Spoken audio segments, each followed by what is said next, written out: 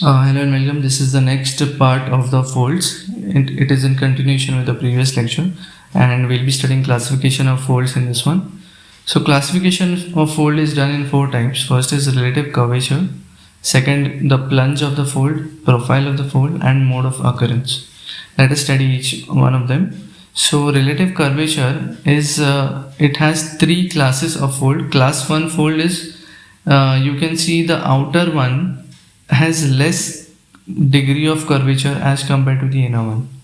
So if I say that A is the degree of curvature of the outer limb and B is the degree of curvature of the inner limb, then it will be into class 1 fold where A is less than B. Then in class 2 fold we have both the degrees of curvature equal, that is A will be equal to B.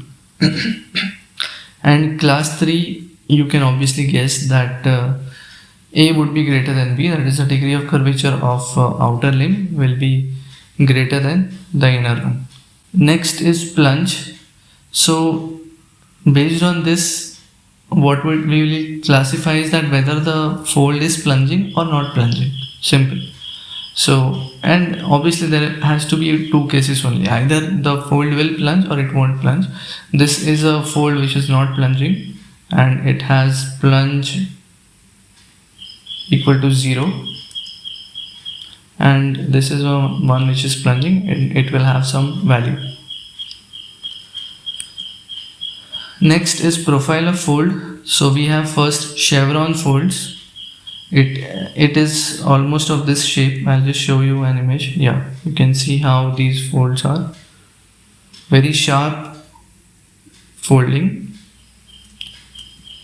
Then we have conjugate folds, which we had already seen. Then we have in conjugate folds, basically the axis would not be parallel to each other. They will be different. They would be inclined in a different way. Plus, they might also have different degree of curvature.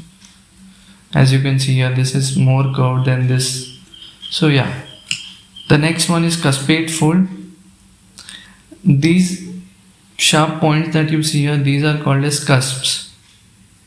Okay, so hence the name cuspate fold. I'll just show you. You can see how they are folding. So this is called as a cuspate fold. Next is cylindrical fold. It means that the fold is almost an ideal cylinder. You can fit a sort of cylinder. It's almost circular. Yeah.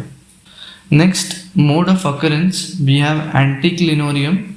It means that if the fold, you can see here there are series of folds, but those folds have a kind of peculiar shape, and that shape is like an anticline. You see the anticline is like this, so that the folds are also in the form of an anticline, and such a system of fold would be called as anticlinorium. Second, we have synclinorium, in which you see the folds are in a form of synclines. So this would be called as synclinorium.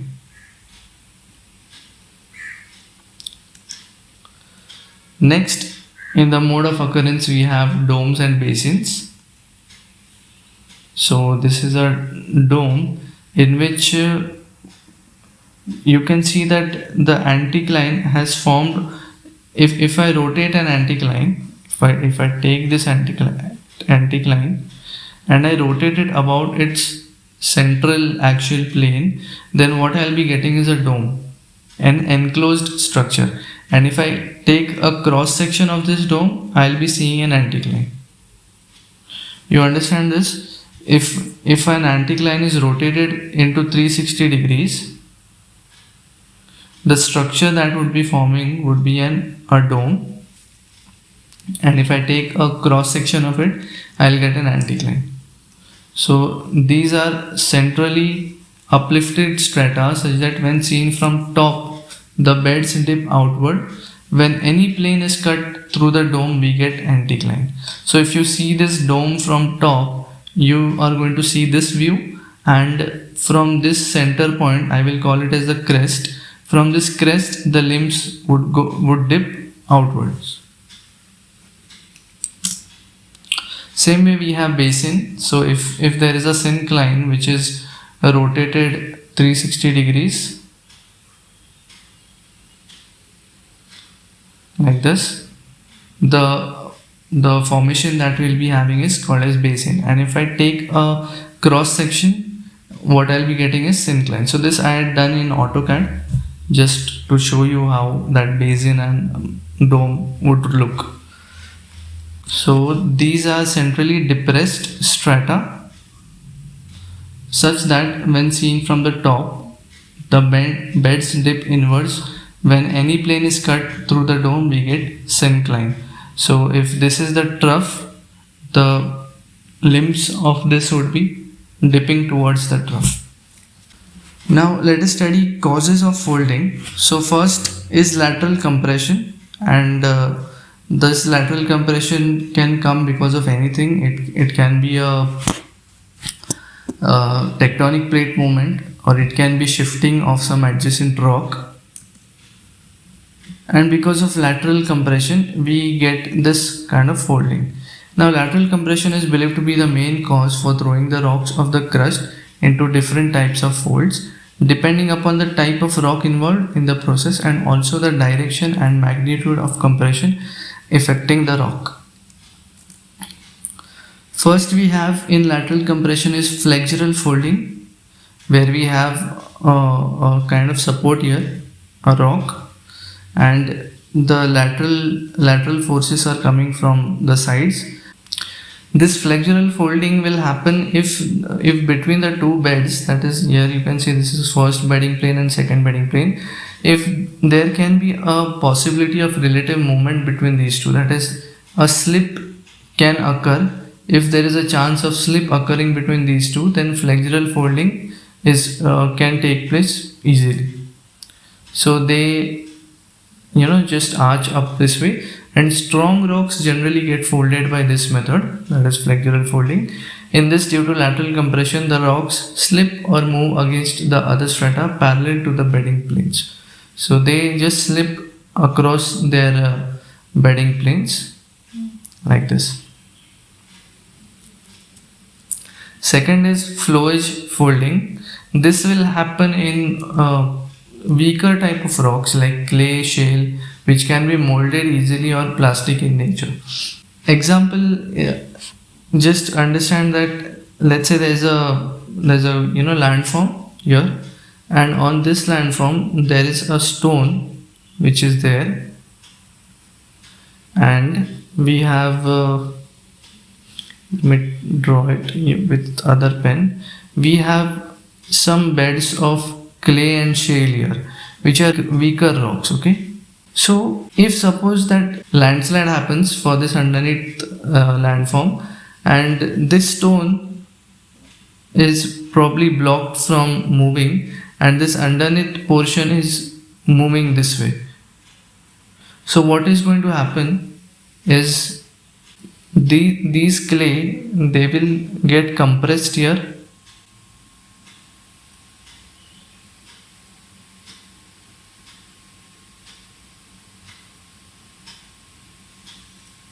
because of this movement, because of the movement from bottom side, the clay above will get just compressed here, and it is forming a kind of folding, you can see. So this kind of folding is called as flowage folding, and this happened because the rock that was undergoing the folding was very weak in nature, and it was easier for that rock to fold. Third is shear folding. In many cases, folding is attributed to the shearing stresses rather than simple compression. It is assumed that numerous closely spaced fractures take place in this, and this is followed by displacement of individual part. Later, these individual parts are recrystallized to form fold. Now, let us see what these 3 points mean. That if we have a bedding plane, and if there is a load, a top load and some bottom load meaning that there is some kind of rock, a very hard rock present there, which is giving it a reaction. This is not a loading, but it can be a kind of reaction which is coming from downwards. Then what will happen? This rock will undergo cracks, various cracks. Obviously they won't be straight, but just for the representation purpose I have drawn them straight, and they are divided into various blocks. Now each of this block is capable of moving against each other, and you can see here how they have moved and how they have taken shape of a kind of fold.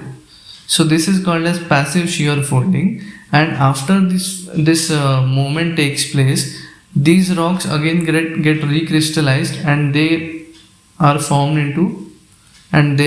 into a permanent fold. So later in recrystallization of the displaced rock takes place and continuous fold is visible. So this kind of folding is called as shear folding. Next is folding due to intrusion. We have here laccolith. We have seen this earlier in the igneous rocks, that how due to intrusion of magma this folding happens, and that's it. We are studying causes of folding, and the magma is causing the folding, so there's not much to explain in this. Now the next part is engineering consideration. Folding of any type would cause a change in the attitude. Attitude in geology means dip and strike of particular structural entity of earth, and of the same strata in the areal extent and also in depth, and same layer may be repeated along an alignment, or one or more different layers may be unexpectedly encountered. So what this basically means is that, let us say that I want to dig a tunnel through this fold, and I am starting from this point. For digging tunnel we have to excavate the rocks whatever are there, and consider that this strata 2, that is this layer 2, is very difficult to dig. So as a planning engineer, I would from this folds profile I will understand that this strata 2 I am again going to encounter it at a later stage. That is, there is a repetition of stratas here. Number 1 is here, again there is a number 1 here, number 2, 3. So the stratas are going to repeat themselves. So as an engineer, what I can suggest would be, if this 2 is very hard, then go like this, where you will encounter only 1 and a little bit of 2. Correct?